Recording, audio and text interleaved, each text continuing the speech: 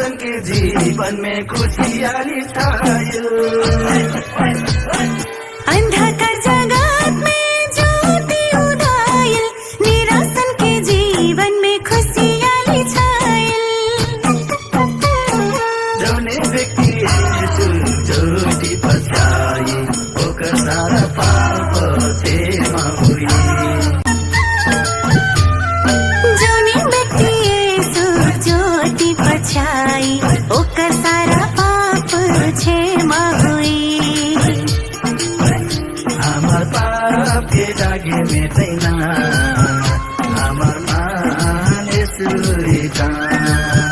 हमर पाप के दागे मेटैन, हमर मान यीशुका।